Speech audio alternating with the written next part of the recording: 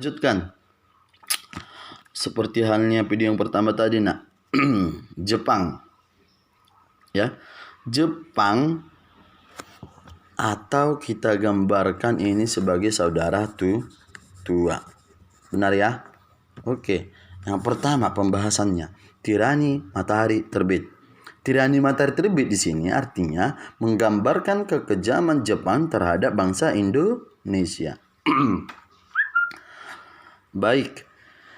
Kekejaman itu terlihat ketika Jepang masuk ke Indonesia. Bisa? Oke. Masuknya Jepang ke Indonesia dengan cara propaganda atau mempengaruhi. Yang pertama, pengaruh Jepang terhadap bangsa Indonesia yakni Insinyur Soekarno dibebaskan. Bangsa Indonesia dibebaskan dari tahanan Belanda. Janji kemerdekaan, barang relatif murah, dibebaskannya kita dari cengkeraman Eropa seperti Spanyol, Inggris, dan Belanda, dan memajukan Indonesia, ya, membentuk organisasi baik kemasyarakatan, militer, semi militer, dan bahkan organisasi persiapan kemerdekaan Indonesia, yakni BPU, PKI, dan PPKI. Oke ya, paham ya propagandanya? Sip.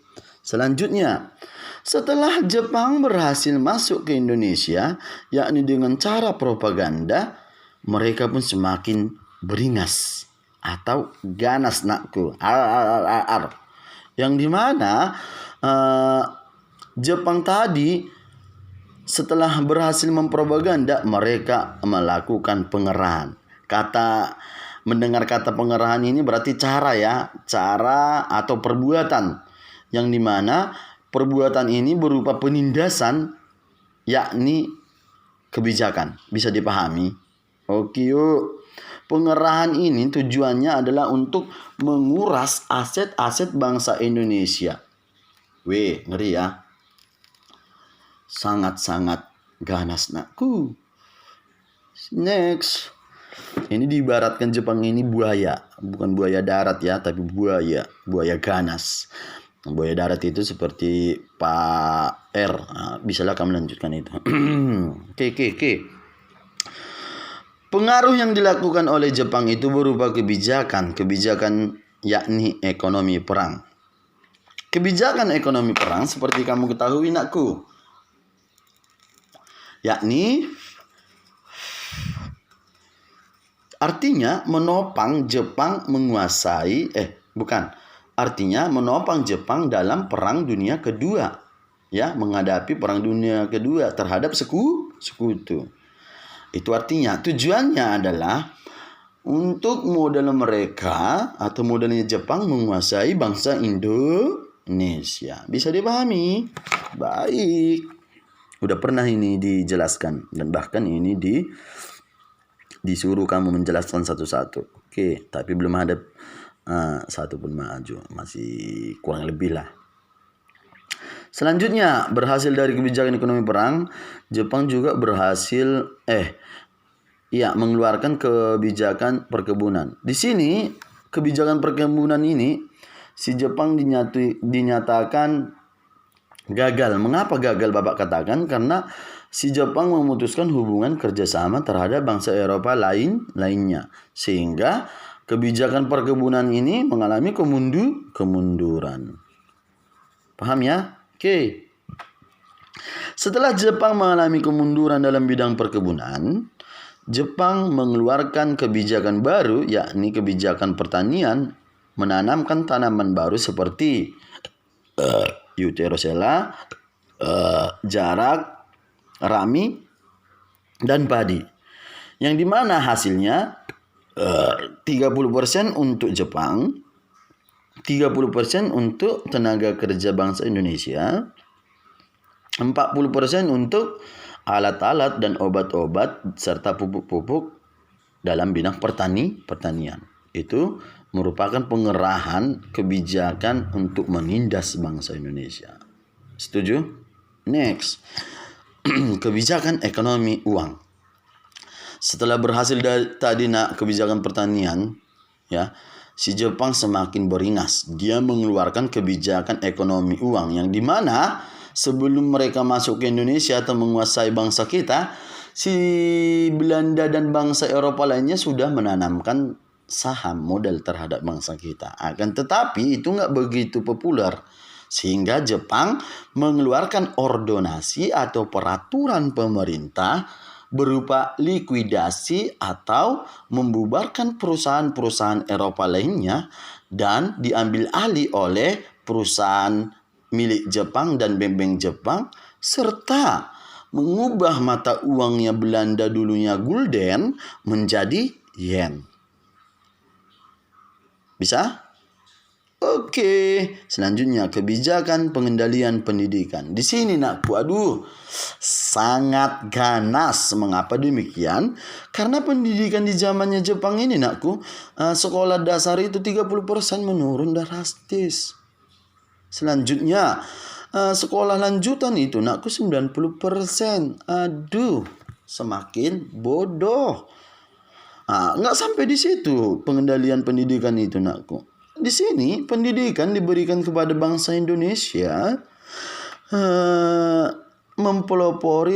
membentuk kader-kader atau kelompok-kelompok, mempelopori mereka dalam permakmuran Asia Timur Raya atau membantu Jepang menguasai Asia. Betul-betullah kita bakero dulunya. Tapi bakero pun nggak semuanya bakero dulunya. Oke. Selain itu juga, Jepang membangun sekolah bukan tempat menuntut ilmu, melainkan untuk indoktrinasi kejepangan atau menanam gagasan membantu Jepang dalam menguasai Asia. Miris nakku ya. Sangat-sangat miris. Kasihan. Baik, setelah berhasil mengendalikan pendidikan, mereka juga semakin beringas, yang dimana kebijakan pengendalian kebudayaan. Di sini maksudnya bangsa Indonesia harus menghargai lagu kebangsaan Jepang. Kimigayo nakku. Tahu lagunya kan? Kimigayo, Kimigayo saudara, dan lain-lain. Bisa kamu teruskan. Selanjutnya, bangsa Indonesia diwajibkan harus menghormati bendera Hinomaru. Selanjutnya, bangsa Indonesia harus mengikuti budaya mereka, yakni menggerakkan badan menunduk ya, atau taiso. Coba mereka kendalikan semua. Setelah itu mereka melakukan penindasan. Sangat kejam, beringas, ganas. Baik, setelah berhasil mereka mengendalikan pendidikan dan kebudayaan, kebijakan Romusa. Terakhir, 7 ke-7. Kebijakan Romusa ini nakku, seperti kita ketahui, Romusa adalah kerja paksa. Awalnya sukarela dilakukan oleh bangsa Indonesia. Seminggu, 2 minggu, 3 minggu, sebulan, nggak masalah. No problem, santuy aja cuy katanya. Akan tetapi lama-kelamaan 2 bulan, 3 bulan, 4 bulan, 5 bulan, bangsa Indonesia semakin menderita. Karena asupan gizi berkurang, makanan pun tidak cukup. Sehingga kita menderita, mengalami kudis penyakitnya, gelandangan, busung lapar. Untung saja corona nggak ada. Kalau ada corona, mati kita semua. Bisa dipahami? Jadi maksud dari propaganda ini, Bapak ibaratkan itu seperti hipnotis. Kalau zaman sekarang hipnotis itu begini kan nakku. Kita kena hipnotis 1 jam, lalap kita bengong. Otot-otot mutu. Selanjutnya sadar, baru kita hilang semua anakku. Mau nangis malu, mau cari kemana nggak tahu, dan lain sebagainya. Begitu juga propaganda Indonesia ini. Setelah kita mengalami penderitaan yang sangat miris, yakni kematian juga, baru kita sadar dari propagandanya si Jepang. Akhirnya perlawanan pun dilakukan oleh bangsa kita, mulai dari Aceh, Singaparna, Kalimantan, Irian, dan bahkan organisasi buatan Jepang sendiri yakni peta pembela tanah air. Selain mendapat perlawanan dari bangsa Indonesia, Jepang juga mendapat perlawanan terhadap sekutu. Yang dimana sekutu di sini memberikan tanda-tanda untuk menyerang kota besar mereka, yakni tepatnya tanggal 6 dan 9 Agustus, yakni kota besar Hiroshima dan Nagasaki. Bisa dipahami? Baik. Setelah itu nakku, setelah Jepang mendapat perlawanan, berakhirlah dan perlawanan dari sekutu tirani matahari terbit tadi, kekejamannya hampir-hampir punah atau berakhirlah. Yang dimana dalam bidang politik pun sudah semakin, pendidikan dan bahkan kebudayaan pun semakin dikatakan berakhir. Akan tetapi Jepang mau nggak mau, terima nggak terima, suka nggak suka, mereka menutupi kecemasan mereka. Mereka akhirnya membentuk organisasi BPU-PKI yang tujuannya yang artinya adalah atau kepanjangannya Badan Penyelidik Usaha Panitia Kemerdekaan Indonesia. Tujuannya adalah satu, yakni Indonesia Merdeka. Bisa kamu lihat buku paket kamu halaman 67 ya. Di situ tepatnya tanggal 1 Maret 1945 ketuanya adalah Rajiman Widoyo Diningrat. Rajiman Widoyo Diningrat itu adalah golongan muda.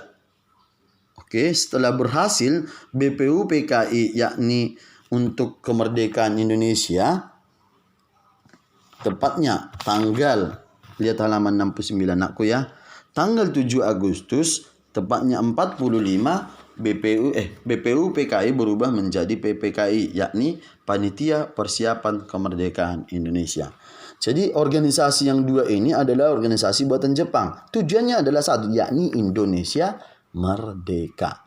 Bisa dipahami ya anakku ya. Oke, selanjutnya Indonesia Merdeka.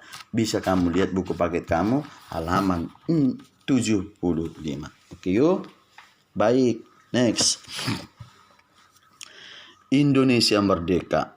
Indonesia Merdeka ini kalau secara logika atau berpikir secara rasional kita, ini adalah bentuk bahwa suatu negara itu dinyatakan benar-benar terbebas dari penjajahan. Setuju ya anakku ya, Indonesia Merdeka kan? Oke. Akan tetapi di sini anakku, untuk mencapai Indonesia Merdeka ini harus dibutuhkan usaha. Benar kan? Jiwa patriotisme harus kan? Baik dari golongan muda, golongan tua, atau pahlawan-pahlawan lainnya yang memperjuangkan kemerdekaan Indonesia. Setuju? Baik. Untuk mencapai ini, Bapak bilang tadi atau Bapak katakan tadi, semua tokoh atau pahlawan, baik golongan muda dan golongan tua, terutama golongan muda di sini berperan Bapak akui bagus. Mengapa demikian? Seperti halnya halaman 18 tadi ya, di mana di situ sejumlah tokoh Muhammad Hatta, Sultan Syahrir, Amir Syarifuddin, Rajiman Widoyo Diningrat halaman 18 tadi ya. Mereka antifasisme dan melakukan sikap kooperatif ya, atau sikap pura-pura bekerja sama dan melakukan gerakan bawah tanah atau gerakan rahasia yang dimana tujuannya untuk mengklaim atau mengambil alih kembali radio-radio yang disegel oleh Jepang. Tujuannya adalah satu, agar kita mengetahui kekalahan Jepang terhadap sekutu. Bisa? Nah, jadi kekalahan Jepang ini kita ketahui ketika para tokoh atau golongan muda seperti Rajiman Widoyo Diningrat dan Muhammad Hatta dari golongan tua dan kawan-kawannya melakukan gerakan bawah tanah atau gerakan rahasia untuk mengklaim dan mengambil alih radio yang disegel oleh Jepang. Bisa? Agar kita mengetahui kekalahan Jepang terhadap sekutu. Bisa ya anakku ya? Sip. Kekalahan Jepang terhadap sekutu itu terlihat pada tanggal 6 Agustus dan 9 Agustus. Yakni kota besar mereka Hiroshima dan Nagasaki. Bisa? Oke. Setelah kekalahan Jepang terhadap sekutu, yakni 6 dan 9 Agustus, di Indonesia nakku mengalami kekosongan kekuasaan. Atau kita katakan vacuum of power. Bisa ya dipahami ya. Setelah Jepang mengalami kekalahan terhadap sekutu, di Indonesia mengalami kekosongan kekuasaan. Bisa dipahami? Oke, diikuti anakku ya. I love you, I love you, I love you. Yes. Setelah di Indonesia mengalami kekosongan kekuasaan atau vacuum of power, ya. Di sini Indonesia dan segenap bangsa warga rakyat mendesak agar secepatnya kemerdekaan Indonesia itu dikumandangkan. Oleh karena itu golongan muda mendesak Insinyur Soekarno dan kawan-kawan dari golongan tua agar pada saat terjadinya kekosongan kekuasaan ini, itulah kesempatan kita untuk mengumandangkan kemerdekaan bangsa Indonesia. Alhasil dari kekosongan kekuasaan ini membuahkan peristiwa Rengas Dengklok sampai ke penguasaan timur. Bisa ya. Jadi kekosongan kekuasaan ini dimanfaatkan oleh tokoh-tokoh baik golongan muda dan golongan tua. Yang paling ngotot di sini golongan muda nakku. Bukan hanya golongan muda, semua seluruh bangsa Indonesia. Akan tetapi peristiwa itu menimbulkan peristiwa Rengas Dengklok sampai ke penguasaan timur. Peristiwa Rengas Dengklok ini nakku, peristiwa di mana terjadinya perbedaan pendapat antara golongan muda dan golongan tua. Golongan muda dan golongan tua. Padahal hanya satunya tujuannya, yakni Indonesia merdeka. Coba bayangkan nakku. Hanya untuk satu aja, yakni Indonesia merdeka, kita nggak bisa menyelesaikannya secara baik atau secara dingin kepala dingin. Malah terjadi di sini perbedaan pendapat antara golongan muda dan golongan tua. Golongan muda memaksa secepatnya, kalau bisa jangan tanggal 17 Agustus. Kalau bisa begitu sekutu sudah menyerang kota besarnya Jepang dan si Jepang pun udah menyatakan kekalahannya, akhirnya kalau bisa di tanggal 10, 11, 12, jangan sampai tanggal 17, kata si golongan muda. Akan tetapi selaku golongan tua, yakni ketuanya Insinyur Soekarno sebagai kepala pemerintahan atau presiden, dia menunggu hasil rapat. Dia tidak mau, atau Insinyur Soekarno ini kita ketahui kan, dia pemimpinnya yang ulet, yang bagus, nggak ada duanya. Dia nggak mau mengambil keputusan itu sepihak aja. Karena takut dia kalau hasilnya, kalau hanya mendengarkan sepihak aja, hasilnya pasti nggak memuaskan. Kan gitu ya semua anakku. Contohnya Bapak ambil. Kalau dalam musyawarah itu kalau hanya sepihak aja diambil, pasti pihak lain nggak setuju kan. Oleh karena itu hasilnya pun tidak memuaskan. Begitu juga dengan pemimpin kita pada saat itu, yakni Insinyur Soekarno. Dia nggak mau gegabah dan bahkan dia menolak. Akhirnya perbedaan pendapat itu dalam peristiwa Rengas Dengklok ini hampir terjadi. Namanya ini bisa kamu lihat percakapan mereka peristiwa Rengas Dengklok. Hampir terjadi pertumpahan darah antara Insinyur Soekarno dan Wikana. Sampai dinyatakan oleh si Insinyur Soekarno, "Korok leherku, bawa aku ke pojok sana, habisi aku," katanya. Dan bahkan nggak sampai di sini, Insinyur Soekarno juga berantem dengan si Subarjo. Di situ lihat di situ, Subarjo dan si Subeno. Lihat aja, kata mereka. Golongan tua dan golongan muda itu perang semua. Bisa ya, baik. Selain terjadi perbedaan pendapat, yakni di peristiwa Rengas Dengklok ini, karena tadi terjadi perbedaan pendapat, golongan muda tadi akhirnya menculik si Insinyur Soekarno dan Muhammad Hatta. Diculik tujuannya apa? Dibawa ke Rengas Dengklok, yakni Jalan Pegangsaan nomor 56 Timur. Dibawa ke situ, daerah terpencil ini di Jawa Timur. Tujuannya agar tidak ada lagi campur tangan dari Jepang.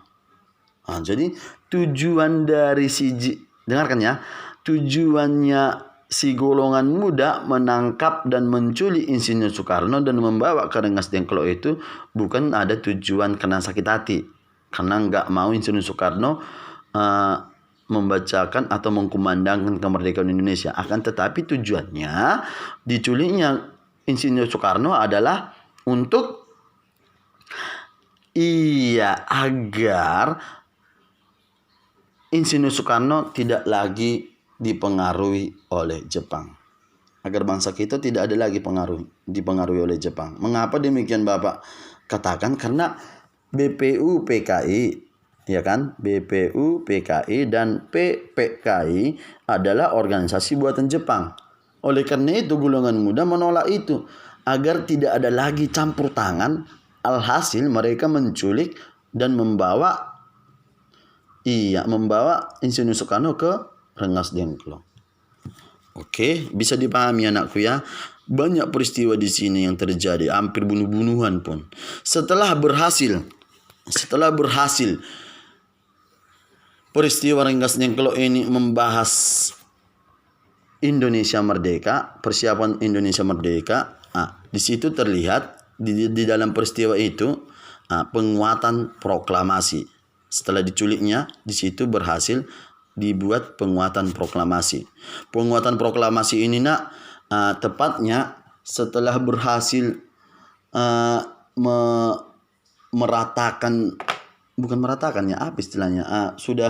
sudah deal lah dalam musyawarah itu akan kemerdekaan itu atau proklamasi itu. Yang dimana tepatnya jam 10 pagi ya, jam 10 pagi ini. Halaman 85. Jam 10 pagi proklamasi akan dibacakan. Oleh karena itu, sambutan rakyat di berbagai daerah mulai dari Sabang sampai Merauke ya meriah, sukacita, karena itu yang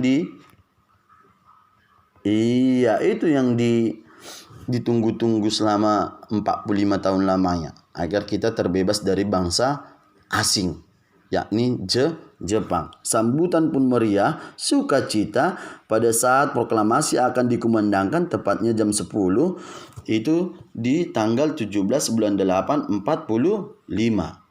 Setelah sambutan rakyat Indonesia dari berbagai daerah untuk proklamasi dibacakan di hari 17 bulan 8 tahun 45, ada niat dari rakyat bangsa Indonesia melakukan pelucutan senjata. Bapak ambil contohnya kan, di Simalingkar ini yang menguasai bangsa kita, menguasai Simalingkar ini ada 100 orang sudah, tapi memiliki senjata. Oleh karena itu, karena kita sudah mengetahui bahwa kemerdekaan proklamasi akan dikumandangkan tepatnya tanggal 17 tahun 45, akhirnya kita pun ada niat untuk melucutinya kan. Walaupun pada saat itu kita nggak memiliki senjata api, baik itu oke lah kita memakai bambu runcing, obeng, tang, kacing peniti. Kalau menurut Bapak itu sah-sah aja, maksudnya pasti kita menang kan. Contohnya 100 orang tadi kan Bapak bilang 100 orang lah menguasai Simalingkar. Kita lebih dari 100 orang, buatlah dulu 250 orang. Tapi 250 orang ini memiliki bambu runcing, tang, obeng, dan bahkan kancing peniti. Jadi si Jepang ini tadi dia terperangkap oleh 250 orang. Dan bahkan 100 orang ini udah mengetahui bahwa mereka sudah kalah terhadap sekutu. Udah paham maksudnya. Oleh karena itu, mau nggak mau mereka nggak mungkin melawan kanakku. Pasti mereka menyerah. Wajar kan mereka menyerah karena 250 orang sudah memegang tang dan memberuncing. Bisa dipahami ya? Baik. Setelah itu, setelah berhasil melakukan gerakan pelucutan atau mengambil paksa senjatanya Jepang, akhirnya tanggal 17 tepat 08.45 Indonesia dinyatakan merdeka. Dalam penguatan proklamasi tadi, seperti Bapak bilang, sambutan rakyat Indonesia berbagai daerah meriah sukacita. Udah. Setelah itu, ada niat dari setiap daerah melakukan pelucutan. Si Jepang pun nggak mau bodoh, dia pun nggak mau mati. Mau nggak mau dia menyerah. Karena mereka pun sudah istilahnya terperangkap. Udah terdesak. Mau nggak mau mereka menyerah tanpa syarat dan memberikan senjata itu terhadap bangsa Indonesia. Oke. Begitulah dia anakku. Sampai di sini. Terima kasih. Mengapa nggak Bapak bahas di sini? Begini dia anakku. Terbentuknya NKRI. NKRI ini Negara Kesatuan Republik Indonesia. Pada saat kita merdeka tanggal 17 bulan 8 Indonesia itu belum dinyatakan RIS. Belum dinyatakan NKRI. Kita masih RIS. Republik Indonesia Serikat. Karena dikatakan suatu negara itu dikatakan merdeka harus memiliki batas-batas wilayah dan memiliki undang-undang yang diakui oleh negara asing. Itu bisa kamu lihat halaman 105. Itu nanti selanjutnya kita bahas ya. 105. Ya, halaman 105 ini. Terbentuknya pemerintahan NKRI. Oke? Sampai di situ dulu sampai Indonesia merdeka dulu. Yakni tanggal 17 bulan 8 tahun 45. Sampai di sini Bapak ucapkan terima kasih. Salam jas merah. Bye.